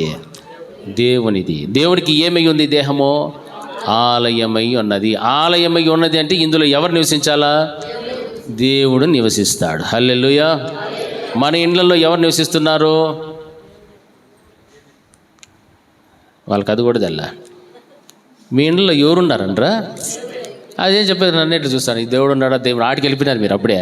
ఫస్ట్ మీరు చెప్పుకోండి, మళ్ళీ కదా మీతో ఎవరుండేది నేను అడిగేది. ఎవరిది? మీ ఇంట్లో నీవే కదా. సరే, నీ ఇంట్లో నువ్వే ఉండవు. ఇప్పుడు నీతో పాటు ఎవరున్నారు? మీ ఇంట్లో వాళ్ళంతా ఉంటారు అనుకోండి. మీ అత్తో, మీ మామో, మీ తాతో, అవ్వో, అమ్మ, నాయన, అక్క, తమ్ముడు, చెల్లి. ఓకే, ఒక కుటుంబం ఉంది. ఆ కుటుంబంతో పాటు ఎవరుండాలా? గట్టిగా చెప్పాలా? ఎవరుండాలా? ఇంకా బాగా గట్టిగా ఎవరుండాలా? దేవుడు ఉండాలా. ఆ ఇంట్లోనూ దేవుడు ఉండాలా. మనమే దేవునికి ఏమైపోవాలా? ఆలయము అని వాక్యం బోధిస్తోంది కదా. ఈ దేహం మీద మనకేం లేదు. ఇప్పుడు నీ ఇంటి మీద నీకేముంది? అధికారం ఉంది. కానీ ఈ ఇంటి మీద మాత్రం నీకు అధికారము లేదు. హల్లెలూయా. ఈ ఇంటి మీద అధికారం ఎవరికి ఉందంటే దేవునికి తప్ప మానవునికి లేదు. మానవునికి అధికారం లేదు. ఈ దేహం ఎవరిది? దేవునిది. దేవునికి ఆలయమై ఉన్నదని మీరు ఎరుగరా, మీరు తెలుసుకోరా అని వాక్యం హెచ్చరిస్తోంది. హెచ్చరింపబడుతున్నప్పుడు ఈ దేహము దేవునికి ఆలయమే, దేవునికి ఆలయముగానే ఉండాలి. ఇది ఇల్లు ఎవరిదిమా? ఈ ఇంట్లో ఎవరు ఉండాలా? ఈ ఇంట్లో యేసయ్య ఉంటే నువ్వు ఉండే ఇంట్లో కూడా ఎవరుంటారు? యేసయ్యే ఉంటాడు. హల్లెలూయా. ఈడ యేసయ్య లేదనుకో నీ ఇంట్లో కూడా మనం ఒకటి అరే ఆదివారం వస్తూ ఉండా, శుక్రవారం వస్తూ ఉండా, బుధవారం వస్తూ ఉండా, నువ్వు జూమ్ పెడతావు, జూమ్లోకి వస్తూ ఉండా, వాట్సాప్లోకి వస్తూ ఉండా, తెల్లారితో వస్తూ ఉండా, అన్నీ వస్తూ ఉండా. ఎట్లా లేదు అంటావంటే నీ ఇంట్లో దేవుడు ఉంటే, నీవు దేవుని వ్యవసాయంగా నీవు కనిపిస్తూ ఉంటే, అప్పుడు నీలోన నీ ఇంట్లో కూడా ఎవరు ఉన్నట్లు? యేసయ్యే ఉన్నట్టు. హల్లెలూయా. అవునా కదా? యేసయ్యే నీ ఇంట్లో ఉంటే, ఈ ఇంట్లో యేసయ్యే ఉంటే నీ జీవితంలో ఎన్నో అద్భుతాలు, ఎన్నో కార్యాలు, ఎన్నో ఆశ్చర్యమైన క్రియలు దేవుడు నీ పట్ల జరిగిస్తాడు. నీ కుటుంబం పట్ల దేవుడు చేస్తాడు, నీ పట్ల దేవుడు చేస్తాడు. నువ్వు మరలా అడుక్కొని కుయ్యో మర్రో అడుక్కోవాల్సిన అవసరమే లేదు. ఇప్పుడు ఏం చేస్తాడమ్మో, ఇక్కడ లేడు కాబట్టి అడుక్కోవాల్సిన పరిస్థితులు వస్తూ ఉన్నాయి. హల్లెలూయా, హల్లెలూయా. నాయనా నాయనా నాయనా. ఒకసారి దేవుడు పిలిచిపోలేదు, నాయనా నా కుమారుడా, నా కుమార్తె అని దేవుడు పిలిచినా లేదా? ప్రేమగా పిలిచినా లేదా? ఏమంటారా? పిలిచాడా లేదా? చాలా మందిని పిలిచినట్లే ఇంకా దేవుడు పిలిచాడా లేదా? దేవుడు పిలిస్తే ఆయన స్వరం మీరు వినగలరా? విన్నారు ఎవరన్నా దేవుని స్వరమా? వినగలరా మీరు? ఇజ్రాయేలు ప్రజలే భయపడి చచ్చారు. హల్లెలూయా. ఆయన చిన్న చిన్న గుసగుసల మాటలకే వాళ్ళు భయపడిపోయారు. చిన్న చిన్న గుసగుసలు ఉరుములతో అలా మాట్లాడితేనే దేవుని మాటలు వినలేక భయపడిపోయారు. మరి దేవుడు నేరుగా మనతో మాట్లాడితే అయిపోయా, అంతే, ఫినిష్. సెకండ్ ఏం రానిక. హల్లెలూయా, హల్లెలూయా, హల్లెలూయా. ఇప్పుడు చెప్పాలా, మనతో దేవుడు ఉంటే మనము మన ఇంటిలో ఎవరు నివాసం చేస్తారు? దేవుడే నివాసం చేస్తాడు. హల్లెలూయా. మన హృదయంలో ఈ దేహం దేవుని ఆలయమై ఉన్నప్పుడు ఇందులో దేవుడు కనుక లేకపోతే మన ఇంట్లో కూడా దేవుడు ఉండడు. మన ఇంట్లో కూడా దేవుడు ఉండడు. అప్పుడు అక్కడ ఎవరు ఉంటారు? సాతానుడే ఉంటాడు. అందుకే వాక్యం బోధిస్తారు, మీ దేహము మీది కాదు, ఇది మీ దేవునికి ఏమై ఉంది? ఆలయమై ఉన్నది. హల్లెలూయా. మీ దేవునికి మీ దేహము ఆలయమై ఉన్నదని మీరు ఎరుగరా అని ప్రశ్న వేస్తున్నాడంటే మనం దాన్ని తెలుసుకోవాలి. ఈ దేహం ఆదివారం అయితే ఏడు పరిగెత్తుకొని పోవాలా? ఇప్పుడు చెప్పాలి నాకు ఆన్సర్ మీరు కరెక్ట్గా. ఆదివారం అయితే ఈ దేహం ఏడుండాలా? ఈ దేహము దేవునికి ఇచ్చేస్తే ఇందులో ఎవరుంటారు? ఎందుకుంటాడు తెలుసా? ఇది ఎవరిది? నాది అని అనుకుంటాడు దేవుడు. హల్లెలూయా. ఇది నాది, ఈ ఫలానా హృదయం నాది, ఫలానా వ్యక్తి నాది, ఫలానా సహోదరుడు సహోదరి, నా కుమారుడు నా కుమార్తె దేవుడు గర్వంగా చెప్పుకుంటాడు. ఇది నా వ్యవసాయము కాబట్టి నా వ్యవసాయంలో నేను చూడాల్సినటువంటి ఫలాలన్నీ కూడా నేను చూస్తూ ఉన్నాను. దేవుడు గొప్పగా మనల్ని ఏం చేస్తాడు? అభినందిస్తాడు. హల్లెలూయా. మనం ఆయన వ్యవసాయం కాకుండా మనకి ఇష్టం వచ్చినప్పుడు పొద్దుపోయిన తర్వాత లేకపోతే అల్లాటప్పగా అట్లా ఇట్లా బయటనే తిరుక్కుంటా అట్లట్టే వెళ్ళిపోతా ఎగరగొట్టేసి నెలకోసారి సంవత్సరానికి ఒకసారి కిస్మిస్కి జనవరికి 31 రాత్రికి కనిపిస్తామంటే ఇది నాకు సంబంధమే లేదు. హల్లెలూయా. మరి ఆయన ఉండాల్సినటువంటి ఈ దేహంలో ఈ హృదయంలో ఆయనను పెట్టుకోకుండా బయటికి గిట్టేసి 31 రాత్రి దీనికోసం వచ్చినామనుకో ఏమైనా ప్రయోజనం ఉందా? చెప్పాలి, మీరు అందరూ చెప్పాలి. ఏమైనా ప్రయోజనం ఉందా? ఇది దేవుని వాక్యమే. కానీ ఆ రోజు రాత్రి ఒక వాక్యం తీసుకొని వెళ్ళిపి మళ్ళీ 31 వరకు కనపడుకున్నారనుకోండి, నువ్వు జస్ట్ ప్రకృతి సంబంధివి, శరీర సంబంధివి తప్ప ఆత్మానుసారమైన జీవితము లేదు. వాక్యములు ఎన్నో వాగ్దానాలు ఉన్నాయి, ప్రతిదీ కూడా మన కోసమే, ఎవరికో కాదు, మనకే. ఆయన సొత్తుగా ఉన్నటువంటి మనకే, ఆయన బిడ్డలుగా కుమారులు కుమార్తెలు ఉన్న మనకే.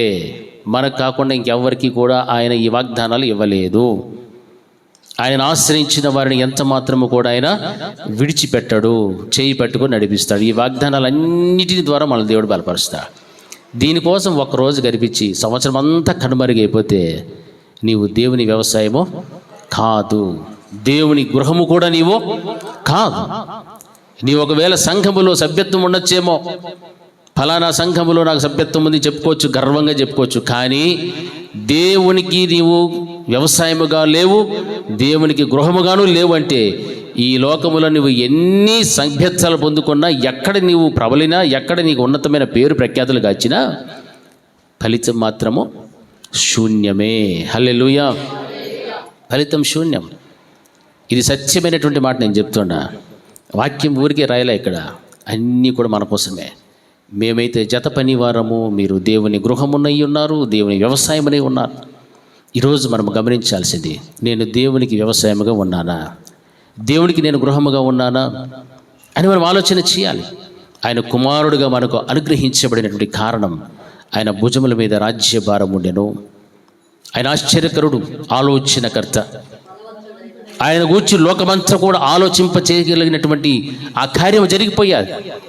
ఆశ్చర్యమైనటువంటి వాడన్నటువంటి లోకమంతా కూడా ఆలోచించదగ్గనటువంటి విషయం అది. అందుకే ఆయన గూర్చి ఏమంటుందంటే, ఆయన ఆశ్చర్యకరుడు, ఆలోచనకర్త, సమాధానకర్త, అధిపతి, బలవంతుడైన దేవుడు, నిత్యుడగు తండ్రి. ఇంత గొప్ప కార్యము, ఇంత గొప్ప ఉన్నతమైన స్థితి కలిగినటువంటి ఆ దేవుడు ఈ రోజున నీకు ఇటువంటి రక్షణనిచ్చిన తర్వాత, ఆయనకు వ్యవసాయముగా ఉండాల్సినటువంటి నీవు, ఆయనకు గృహముగా ఉండాల్సినటువంటి నీవు ఈ రోజున లోకములో జీవిస్తూ శరీర సంబంధులుగా, ప్రకృతి సంబంధులుగా జీవిస్తూ ఉంటే, దానిని బట్టి ఒక రోజున కోతకాలం వచ్చినప్పుడు ఆ పంట చేతికి వచ్చిన తర్వాత నీవు గోధుమ పంటల్లో ఉంటివో కొట్టల్లో చేర్చబడతావు. గురుగుల వలె నీవు బ్రతికితే ఎక్కడికి వెళ్ళిపోతావు? అగ్ని గంధకములోనికి వెళ్ళిపోతావు. హల్లెలూయా, హల్లెలూయా, హల్లెలూయా.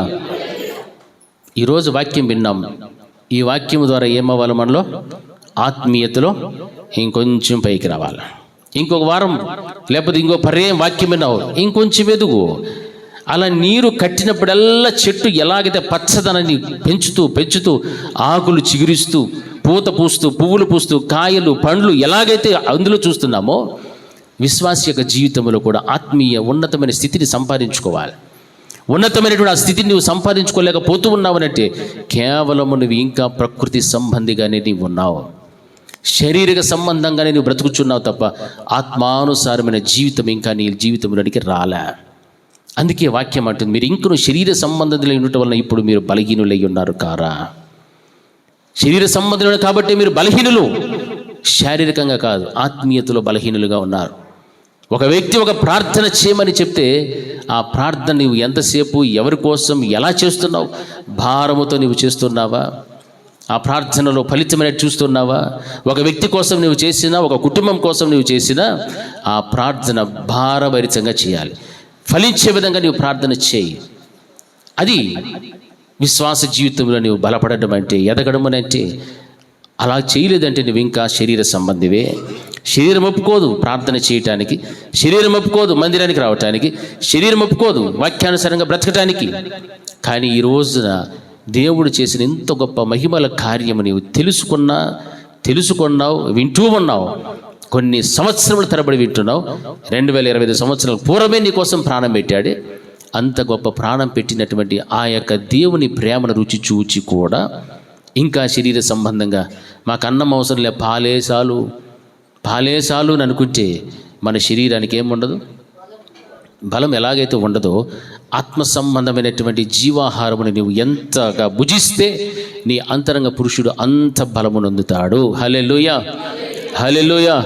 వాక్యం సెలవిస్తారు, వారు నానాటికి బలాభివృద్ధి నొందుచు అని వాక్యం సెలవిస్తారు. నానాటికి బలాభివృద్ధి నొందుచు వెళ్ళారు ఇశ్రాయేలు ప్రజలు తప్ప నానాటికి బలహీనులు కాలే. దేవుడు వారిని అక్కడ నుండి ఐగుప్తు దేశం నడిపిస్తున్నప్పుడు నానాటికి వారు బలాభివృద్ధి నొందుచు వెళ్ళారే. కానీ ఈ రోజున క్రైస్తవుని జీవితంలో కూడా ఐగుప్తికి సాదృశ్యమైనటువంటి పాపము నుంచి, బానిసత్వం నుండి బయటకు వచ్చినప్పుడు నానాటికి మన జీవితంలో ఏమడాలంటే బలాభివృద్ధి చెందుతూ వెళ్ళాలి. ఆత్మీయ స్థితిలో నీవు బలాభివృద్ధి నొందుతూ వెళితేనే ఒక రోజున పరలోకమున్నటువంటి ఆ యేసుక్రీస్తు ప్రభుల వారితో కూడా తండ్రి ఎదుట సింహాసనం మీద కూర్చోవడానికి దేవుడు నీకు అధికారం ఇస్తాడు. హల్లెలూయా, హల్లెలూయా. ఆ అధికారాన్ని పోగొట్టుకున్నటువంటి ప్రజలు ఎంతోమంది నామకర్తపు క్రైస్తవులుగా జీవించేస్తున్నారు. అందుకే వాక్యం అంటుంది, నేను మిమ్మల్ని అప్పుడు చూస్తే పాలతో పెంచాను, కానీ ఇప్పుడు మీరు ఇంకా అన్నం పెట్టలేదు, కానీ ఇంకా మీరు ఎలా ఉన్నారంటే బలహీనులుగానే ఉన్నారు. ఏం కారణమనంటే మీలో ఏమున్నాయి? అసూయలు ఉన్నాయి, కలహములు ఉన్నాయి, సంబంధాలు ఎలాగంటే శరీర సంబంధాలుగా మనుష్య రీతిగా నడుచుకున్నవారు కారా. మరి అటువంటి విధంగా జీవిస్తేనే బలహీనులుగా మార్చబడిపోతారు. ఆ విధంగా బ్రతికితేనే నేను ఫలానా వాడిని, ఫలానా వారికి సంబంధించిన దానను, నేను ఫలానా అని చెప్పుకుంటుంటారు. కానీ దేవునికి సంబంధించిన విశ్వాసిని అని చెప్పుకునేటువంటి ధైర్యమో రాదు. మనమందరూ ఎవరి బిడ్డలమో చెప్పాలి, ఎవరి బిడ్డలమో? ఆయన బిడ్డలమే అయితే మనలో ఏముండాలా? ఆయన ఏం చూడాలి మనలో?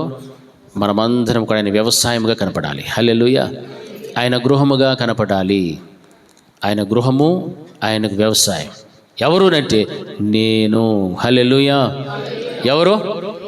నేను కనపడాలి. దేవునికి గృహముగా నేను కనపడాలి, దేవునికి వ్యవసాయంగా నేను కనపడాలి. అలా కనిపించడం ప్రారంభమైతే మనలో ఏం కనిపిస్తాయి? ఫలభరితమైన జీవితమే కనిపిస్తుంది తప్ప ఫలాలు లేని ఆకులతో నిండి ఉన్న చెట్టు వల్లే మాత్రం మనం ఉండము. హల్లెలూయా. ఆకులు నిండుగా ఉన్న చెట్టుకి ఏమి ఎక్కువ?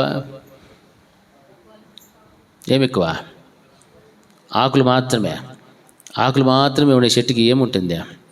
పటపటపట అని సౌండ్ తప్ప ఇంకా దాంట్లో ఏమి కూడా ఫలాలు ఉన్న చెట్టు ఏమైపోతుంది? వంగిపోతుంది. ఎందుకంటే అది తగ్గించుకుంటుంది. ఫలాలు ఉన్న చెట్టు ఎప్పటికీ తగ్గింపు ఉంటుంది. ఎందుకంటే దానిలో కాసిన ఫలాలు మొయ్యలేక అది ఏమైపోతూ ఉంటుంది? వంగిపోతూ ఉంటుంది. దానికే ఏం పడుతూ ఉంటాయి? రాళ్ళ దెబ్బలు పడతాయి. అప్పుడు మనం బాధపడనే మనలో ఫలభరితమైన జీవితం ఉన్నప్పుడు రాళ్ళు ఎంతోమంది వేస్తారు, నిందలు వస్తాయి, అవమానాలు వస్తాయి, దూషిస్తారు, అసూయలు వస్తాయి, ఏమేమో చేస్తారు. అయినా మనం వాటిని బట్టి భయపడాల్సిన అవసరం. ఎందుకంటే మనం అంత ఫలభరితంగా ఉన్నాం కాబట్టి బెండ్ అయినాం. అదే ఫలాలు లేకపోతే ఆకులుకున్న చెట్లు మాది నిఠారుగా ఉంటాం. హల్లెలూయా. నేను తప్ప ఇంకెవరు లేడు రేయ్ అనేవాళ్ళు. అదే ఫలభరితమైన జీవితం, తగ్గింపు స్వభావం అంటే మనం ఏమవుతామో తగ్గించుకుంటాం. ఆ విధంగా క్రైస్తవం యొక్క జీవితంలో జీవించాల్సిన విధానము ఎలాంటిదో దేవుడు ఈరోజు మనతో మాట్లాడుతున్నాడు. అందుకే వాక్యం ఏమంటుందంటే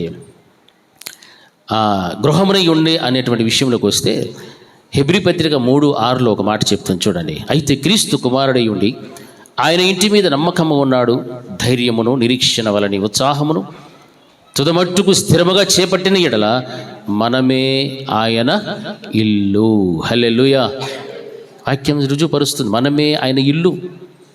మనమే క్రీస్తు కుమారుడై ఉండి ఆయన ఇంటి మీద నమ్మకముగా ఉన్నాడు, ధైర్యమును నిరీక్షణ వలని ఉత్సాహమును తుదమట్టుకు స్థిరముగా చేపట్టిన ఎడల మనమే ఆయనకి ఇల్లుగా మార్చబడిపోతాం. ఈ రోజున వాక్యాన్ని వింటున్నటువంటి మనందరి బ్రతుకుల్లో కూడా మనం ఎలాగ ఉండాలి దేవునికి అంటే వ్యవసాయముగా ఉండాలి. దేవుని వ్యవసాయము నేను దున్నబడుతూ ఉండాలి. ఎప్పుడు కూడా వాక్యము చేత దున్నుతూ ఉన్నప్పుడు దున్నబడాలి.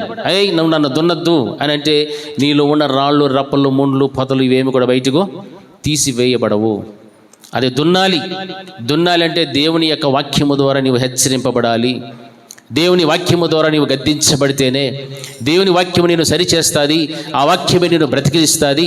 ఆ వాక్యమే నీకు ఆత్మీయతను, ఆరోగ్యమును, ఆయుష్ను అన్నీ ఇచ్చేది వాక్యమే. ఆ వాక్యమే నాకు వద్దుని పక్కకు వెళ్ళిపోతే ఇక నిన్ను ఎవరు బలపరుస్తారు? ఎవరు మాట్లాడతారు నీతో? ఎవరు ఆదరిస్తారు? నువ్వు అనుకోవచ్చు నాకు ఫలానా వారు ఉన్నారు, వారు నిన్ను కృంగదీసే మాటలు మాట్లాడవచ్చు, లేదా నిన్ను పాడు చేసేటువంటి విధానంలో నడిపించవచ్చు. నీ బ్రతుకును పాడు చేసేటువంటి మనుషులు సంఘమునకు వెలుపటి చాలామంది ఉన్నారు. హల్లెలూయా. హల్లెలూయా. ఇది నువ్వు జాగ్రత్తగా వినాలి. మనల్ని పాడు చేసేవాళ్ళు ఎక్కడున్నారు? సంఘానికి వెలుపట. సంఘమునకు వెలుపట్టున్నటువంటి వారి విషయంలో చాలా జాగ్రత్తగా ఉండాలి. అన్యులు, దేవుని ప్రేమను ఎరగని వారు, దేవుని రుచి చూడని వారు, అటువంటి వారితో మన సహవాసాలు ఉంటే దుష్ట సాంగత్యము మంచి నడవడికను చిరిపి వేస్తుందని వాక్యం బోధిస్తారు. ఇవన్నీ ఎందుకు మనం జ్ఞాపకం తెచ్చుకుంటున్నామంటే మనము దేవునికి గృహముగా ఉండాలి, దేవుని వ్యవసాయముగా ఉండాలి. ఆ వ్యవసాయముగా నీవు ఉన్నావంటే నిన్ను దేవుడు చూచినప్పుడు ఏ మచ్చ, డాగు, ముడత, మలినము, అసూయ, ఈర్ష్య, కక్షలు, పాపము, బలహీనతలు ఏ ఒక్కటంటే ఒక్కటి కూడా చెప్పాలి అందరూ, ఒక్కటి కూడా ఉండకూడదు. ఇప్పుడు వచ్చాడనుకోండి దేవుడు, మనలో అవన్నీ పెట్టుకొని అసూయలు, ఈర్ష్యలు, కక్షలు పెట్టుకొని అలాగే మనం బ్రతుకుచూ ఉంటే ఆయన వ్యవసాయంగా కనిపిస్తామా? ఆయన గృహంగా ఉంటామా? లేదు. మన మందిరానికి వచ్చేది ఎందుకు? మన దేవుణ్ణి కొనియాడేది ఎందుకు? ఆయన స్తుతించడం ఎందుకు? ఆరాధించడం ఎందుకు? ఇవన్నీ మనం చేస్తూ ఉన్నాము. కానీ ఆయన వ్యవసాయముగా లేకపోతే, ఆయన గృహముగా కనుక లేకపోతే మనము ఎన్ని కార్యములు చేసినా, మందిరానికి వచ్చినా, వెళ్ళినా, పోయినా ఫలితమైనటువంటిది మనకు ఉండదు. హల్లెలూయా. హల్లెలూయా. అందుకే మనం గమనించాల్సినటువంటి మనము దేవుని వ్యవసాయము. ఈ మాట ఎప్పుడు గుర్తుపెట్టుకోవాలి, ప్రతిరోజు గుర్తుపెట్టుకోవాలి. ఆయన వ్యవసాయం అన్నప్పుడల్లా నాలో ఏవైనా బలహీనతలు ఉన్నాయా, నాలో ఏవైనా అసూయలు ఉన్నాయా, కక్షలు ఉన్నాయా అని వీటిని మనం పరిశీలించుకోవాలి.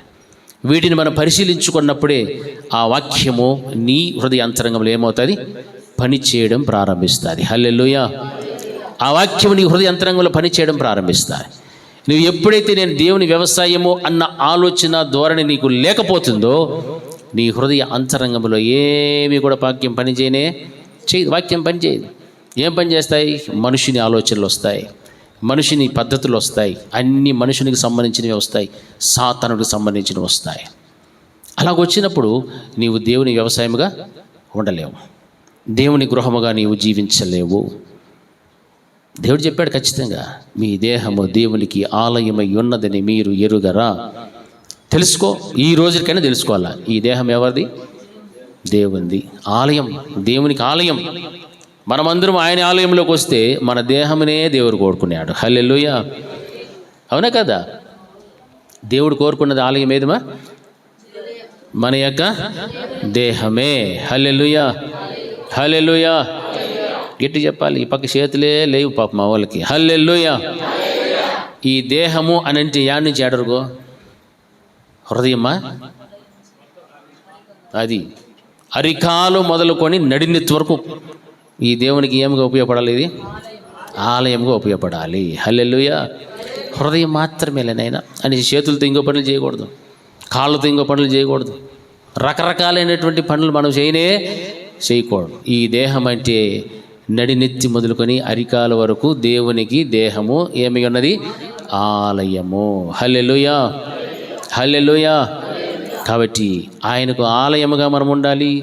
ఆయన గృహమై ఉన్నాము, మనము ఆయన వ్యవసాయమునై ఉన్నాము. కాబట్టి ఈ విషయంలో ప్రతిరోజు కూడా మనం ఏం చేసుకుంటూ ఉండాలా? వాక్యము ద్వారా సరి చేసుకుంటూ ఉండాలి. హల్లెలూయా. ఒకవేళ గృహములో ఏదైనా చూడండి, వర్షాకాలం వస్తే పైన ఏమవుతుంది? తడిచిపోయి ఏమవుతుంది? కొన్ని ఇండ్లు కారుతాయి. కారినప్పుడు వెంటనే మనం ఏం చేస్తాం? ఆ ఇండ్లకు మరమ్మతులు చేస్తామా చేయమా?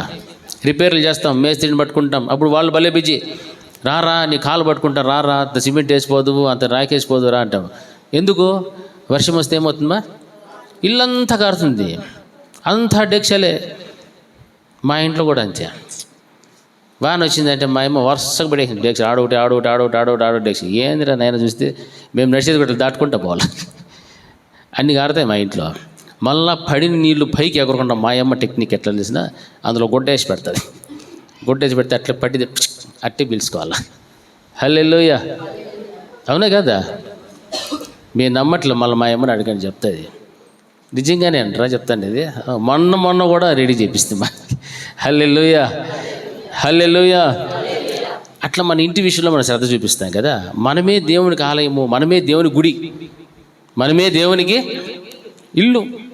మరి అటువంటిప్పుడు ఈ ఇంటిని ఎంత జాగ్రత్తగా కట్టుకోవాలి మనం? ఎంత జాగ్రత్తగా కట్టుకుంటేనో దేవుడు ఇందులో నివసిస్తాడు.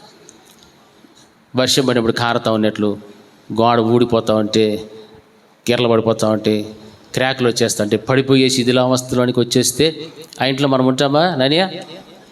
దేవుడు చూస్తే ఎప్పుడు చూసినా మీరు ఎట్లా ఉండాలా? ఆయనకు వ్యవసాయముగాను ఆయన యొక్క గృహముగానే మీరు కనపడాలి తప్ప ఏం గంగలమ్మా? ఆయన వ్యవసాయం కాకుండా, ఆయన గృహం కాకుండా ఇంకొకని వ్యవసాయము, ఇంకొకనికి ఇల్లుగా నీవు కనిపిస్తే దేవుడు ఈ ఇంటి మీద పెట్టిన పెట్టుబడి వృధా అయిపోతుంది. హల్లెలూయా. పెట్టుబడి అంటే ఏం పెట్టుబడి పెట్టినాడు? అది ఏం పెట్టుబడి? రక్తం. నిన్ను నమ్మి దేవుడు ఎంత పెట్టుబడి పెట్టాడు తెలుసా? చాలా పెట్టుబడి పెట్టేసినాడు. వీళ్ళంతా ఒక రోజు నా దగ్గరికి వస్తారులేని ఏం చెందో పెట్టుబడి రక్తాన్ని చిందించేసినాడు. హల్లెలూయా. మన మీద ఎవరన్నా పెట్టుబడి పెడతారా? మనం అంటాం, నెత్తిన రూపాయి పెడితే కూడా పావులా కూడా నిన్ను కొనరే అంటారు. హల్లెలూయా. మన మీద ఎవరన్నా పెట్టుబడి పెడతారా? కానీ యేసు ప్రభుల వారు మాత్రమే పెట్టుబడి పెట్టి. ఎందుకు పెట్టాడు ఆయన? నిన్ను నన్ను నమ్మి, మనలందరినీ కూడా దేవుడు నమ్మి పెట్టుబడి పెట్టాడు. రక్తం కార్చినాడు. ఇదో ఫలానా ఊర్లో ఫలానా కుటుంబాలని దేవుడు పెట్టుబడి పెట్టాడు. పో, నీ కోసం కూడా కారుస్తున్నా, నీ కోసం కారుస్తున్నా, నీకు అందరి కోసం కారు పెట్టుబడి పెట్టాడు. మరి ఆ పెట్టుబడిని పెట్టినటువంటి యజమానుడు ఒక రోజు వస్తూ ఉన్నాడు. వడ్డీతో సహా చెల్లించాలి వద్దా? వడ్డీ అంటే ఈ వడ్డీలు అని అనుకోబోతారా? ఇవి కాదు, ఈ వడ్డీలు కాదు. మన యొక్క జీవితం, ఈ దేహం, ఈ హృదయంలో ఆయన ఉన్నాడా లేదా ఆయన చూస్తాడు. ఆయన కారిసినప్పటి నుంచి లెక్కేసుకుంటాడు. 2025 సంవత్సరాల పూర్వం కారిస్తే ఆయన వచ్చేందుకు దేవుడు లెక్కలేసుకుంటాడు. ఇంత రక్తం కారిస్తే ఆ ప్రజలందరినీ నేను రక్షించుకుంటే ఈరోజు నా వ్యవసాయంగానే ఎదిగాదా లేదా ఈ కుటుంబము, ఈ సంఘము, నాకు గృహంగా ఉందా లేదా ఈ సంఘము, కుటుంబము అని దేవుడు లెక్కలేస్తే అప్పుడు మనం కనుక తేలిపోయినామనుకోండి, అయితే మన కథ. మనం ఏమవ్వాలా? ఆయనకు వ్యవసాయముగా, ఆయనకు కుటుంబముగా, గృహముగా కనిపిస్తే దేవుడు ఇదే నా వ్యవసాయము నెత్తుకుంటాడు, ఇదే నా ఇల్లు. హల్లెలూయా, హల్లెలూయా. అలాగ మనము దేవునితో పాటు నివసించేటువంటి ఆ ఉన్నతమైనటువంటి యోగ్యతను కలిగి జీవించడానికి బ్రతకాలి. అంతేకాని వ్యవసాయకుడు మన తండ్రి అయితే మనమేమో ఇంకో రకంగా ఉండి ఇల్లు కట్టించేది ఆయనైతే ఆ ఇల్లు నువ్వే అని దేవుడు చెప్తే నువ్వు ఇంకొకరికి ఇల్లుగా మారితే అది మంచిది కానే కాదు. హల్లెలూయా, హల్లెలూయా. కాబట్టి దేవుని మాటలంటే భయముతో, భక్తితో, శ్రద్ధతో, ఆసక్తితో మనం గ్రహిస్తూ ఉంటే ఈ ఇంటిని దేవుడు కడతాడు, ఈ వ్యక్తిని వ్యవసాయంగా మార్చుకుంటాడు. ఆ వాక్యం ఎప్పుడైతే నీలో పని చేస్తుందో అప్పుడు ఈ కార్యాలు జరుగుతాయి. ఆ వాక్యం నీలో పని చేయలేదంటే ఆయనకు నీ వ్యవసాయంగా కనపడవు, ఆయనకు గృహముగా కూడా నీవు కనిపించవు. హల్లెలూయా. కాబట్టి మనం ఎలా బ్రతకాలంటే ఆయన వ్యవసాయమును, అంతేకాదు నీ దేవుని గృహమునై ఉండేటువంటి ఆ విశ్వాస జీవితంలో మనం ముందుకు నడుస్తూ వెళ్ళాలి. ఈ మాటలన్నీ కూడా దేవుడు మన హృదయంలో భద్రపరచునుగాక. ప్రార్థన చేసుకుందాం. అందరూ కూడా మోకరించడానికి వీరున్న బిడ్డలందరూ కూడా మోకరించండి, ప్రార్థన చేసుకుందాం. ఈ రోజున దేవుడు మనతో మాట్లాడిన ప్రతి అమూల్యమైన మాటలు కూడా మన జీవితంలో చాలా విలువైనటువంటివి. ఆ విలువైనటువంటి ఈ మాటలు మనం చూస్తూ ఉన్నప్పుడు మనము నిజంగా దేవునికి వ్యవసాయము, ఆయన గృహమునై ఉన్నామా లేదా అనేటువంటిది మనము గమనించాలి. ఎన్నో సంవత్సరాల తరబడి మన వాక్యాన్ని విన్నాం. అయితే ఇంకనూ ప్రకృతి సంబంధంగా, శరీర సంబంధంగా బ్రతుకుచూ ఉన్నామేమో. ఒకసారి ఆలోచన చేయి, ఒకసారి నిన్ను నువ్వు పరిశీలన చేసుకో. దేవుని యొక్క మాటలు బలమైనటువంటివి, జీవము కలిగినటువంటి మాటలు ఆయనవి. మరి ఇన్ని సంవత్సరాలు విన్నా, ఇంతకాలము నీవు ఆ మాటలు గ్రహించినప్పటికీ కూడా నీలో మార్పు అనేటువంటిది కనుక లేకపోతే ఆత్మీయతలో నీవు ఎదగలేని స్థితిలో ఉన్నావేమో, ఆత్మీయతలో బలపడలేని స్థితిలో నీవు బ్రతుకుచూ ఉన్నావేమో. అందుకే అన్నాడు, మీరు ఇంకనూ పాల చేత పెంచబడిన వారిగా ఉన్నారు, మీరు ఇంకనూ అసూయలు, కక్షలు, ఈర్ష్యలు ఉన్నాయి, అందుకే మీరు బలహీనులు కారా అని వాక్యం మనకు బోధిస్తూ ఉంది. నా ప్రియమైనటువంటి దేవుని బిడ్డలారా, ఈ రోజున దేవుని మాటలను వింటున్నటువంటి నీవు ఆ వాక్యానుసారంగా బ్రతకటానికి శరీరానుసారాలుగా కాకుండా, ప్రకృతి సంబంధాలుగా కాకుండా దేవుని వాక్యమునకు విధేయత చూపెట్టి లోబడి నీవు దేవునికి ఆలయమై ఉన్నావన్న సమాచారాన్ని మర్చిపోకుండా, ఇది నా దేహము దేవునికి ఆలయము, దాన్ని కట్టుకోవడానికి ప్రయత్నం చేయి. ఆ దేహము పాడైపోకూడదు. అపవాదినుడు సాతానుడు పాడు చేస్తూ ఉన్నాడు. ఆ పాడు చేసేటువంటి సాతానుడిని నువ్వు నీలో నుండి బయటికి వెళ్ళగొట్టేటువంటి శక్తిని నువ్వు సంపాదించుకో. అప్పుడే నువ్వు దేవునికి గృహముగాను, దేవునికి ఆలయముగాను, ఆయనకు వ్యవసాయముగాను నువ్వు బ్రతుకుతావు. ఎంతో పెట్టుబడి నీ మీద దేవుడు నిన్ను నమ్మి పెట్టాడు, తన రక్తాన్నే కార్చి పెట్టాడు. అంత చేసినటువంటి గొప్ప కార్యం నిన్ను గూర్చి నీ భర్త చేయలేదు, నీ భార్య చేయలేదు, నీ పిల్లలు చేయలేదు, నీ తల్లిదండ్రులు చేయలేదు, నీ బిడ్డలు చేయలేదు, ఎవరు కూడా నీ కోసం ముందుకు రాలేదు. కానీ నిన్ను ప్రేమించిన నీ దేవుడు తప్ప మరెవ్వరు కూడా రాలేదు. అంత గొప్ప ఉన్నతమైన కార్యాన్ని చేసిన దేవునికి నీవు నిజముగా వ్యవసాయముగానే ఉండాలి. ఆయనకు నీ దేహము ఆలయముగానే ఉండాలి. కానీ నీ దేహం మీద నీవు ఏ అధికారము కూడా లేదు అన్న సత్యాన్ని మాత్రం ఎప్పటికీ కూడా నీ మరవద్దు. నీవు దేవునికి ఆలయమై ఉన్నావు. ఆ ఆలయంలో దేవుడే ఉండాలి తప్ప మనుష్యుడు ఉండకూడదు. నీవు దేవునికి వ్యవసాయముగా ఉన్నావు అంటే నీలో ఏ విధమైన మచ్చ, డాగు, ముడత అసూయలు, కక్షలు, ఈర్ష్యలు, పాపం, బలహీనతలు, శాపపూరితమైనటువంటి జీవితం నీలో ఉండకూడదు. అప్పుడే నువ్వు దేవుని యొక్క వ్యవసాయంలో నేనున్నాను అనుకోవచ్చు, కానీ దేవుడు చూస్తూ ఉన్నాడు. వ్యవసాయం అంటే ఒక పరిశుద్ధమైన జీవితం, పవిత్రమైన జీవితం, ఫలభరితమైనటువంటి జీవితం. అది నీలో ఉందా లేదా ఒక్కసారి ఆలోచించు. నీ ఇంటిలో ఉన్నటువంటి నీ బిడ్డల్లో ఉందా, నీ భర్తలో ఉందా, నీ భార్యలో ఉందా? ఒక్కసారి నువ్వు పరిశీలన చేసుకో. దేవుడు నీతో మాట్లాడేటువంటి ప్రతి మాట కూడా ఈ రోజున చాలా విలువైనటువంటిది. మనం ఇంకా దేవుని వ్యవసాయముగా మార్చబడకుండా, దేవునికి గృహముగా మనం మార్చబడకుండా ఉండి మనం ఎన్ని కార్యములు చేసినా దానివల్ల మనకు ఏమాత్రము కూడా ప్రయోజనం ఉండదు. నా ప్రియమైనటువంటి సహోదరుడు, సహోదరి, మనతో దేవుడు మాట్లాడుచున్నప్పుడు మనమందరము కూడా మన పెదవులను విప్పి మన హృదయములోనికి రమ్మని దేవుని ఆహ్వానించాలి. ప్రభా, నేను నీకు ఆలయముగా ఉండాలి, నేను నీ సొత్తుగా ఉండాలి ప్రభా అని మనం ప్రభులు వారిని ఆహ్వానిస్తే ఖచ్చితంగా దేవుడు మన పట్ల కార్యం జరిగిస్తాడు. మనమందరం కూడా 2 చేతులు దేవుని వైపు చాచి ప్రార్థించండి. దయచేసి దేవుడు నేను కనికరించగలుగుతాడు, నేను ఆశీర్వదిస్తాడు. నీ పాపపు జీవితం నుండి, బలహీనతల నుండి నేను దేవుడు విడుదల కలుగు చేస్తాడు.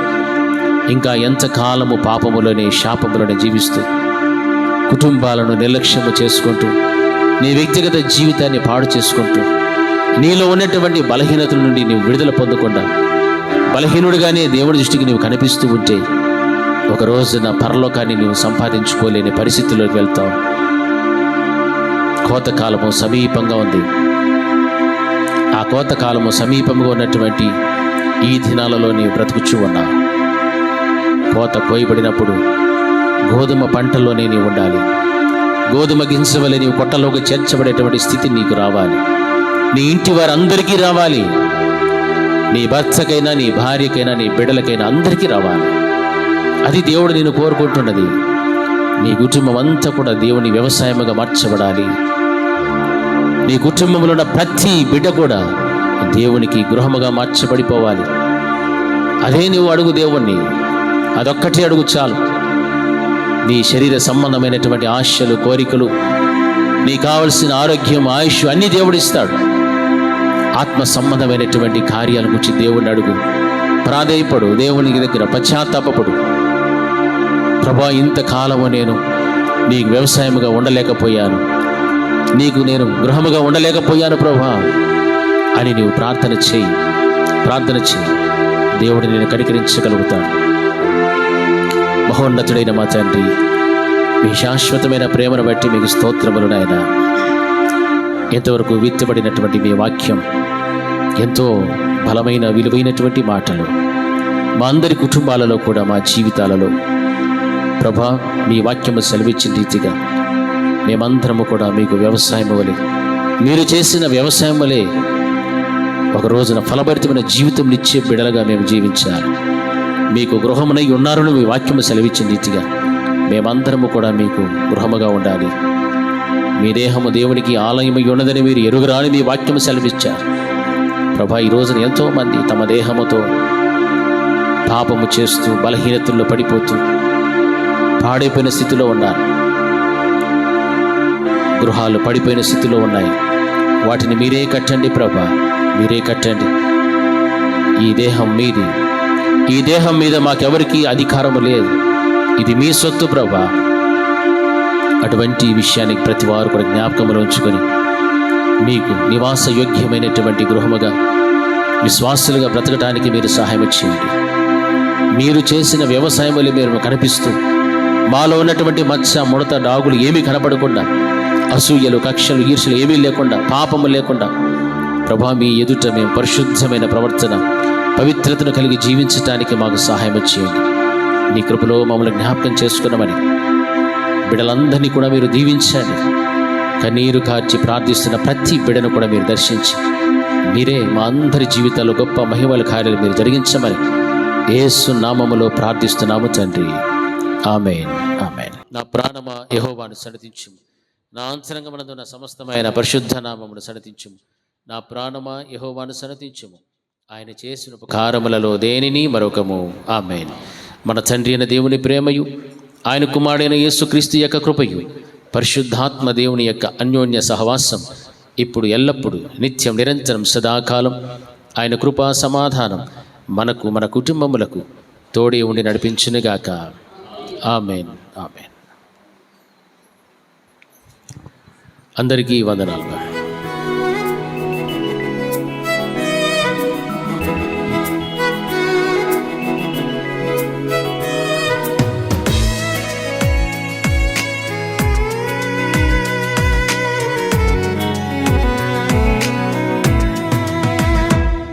మహోన్నతుడాని కృప చాలయా, ఎడబాయని నీ ప్రేమయే మధురం. నా దైవమా ప్రియ యేసయ్యా, నీవే నా గానము, నీవే నా గానము. మహోన్నతుడాని కృప చాలయా, ఎడబాయని నీ ప్రేమయే మధురం. నా దైవమా ప్రియ యేసయ్యా, నీవే నా గానము, నీవే నా గానము.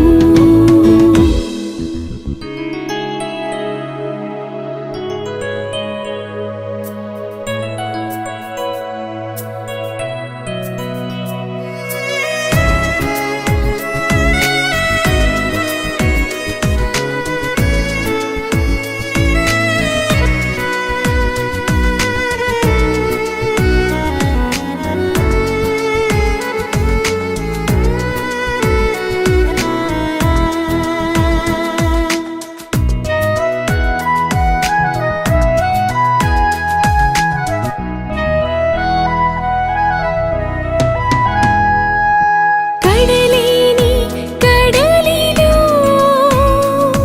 నిరాశ నిస్పృహలో,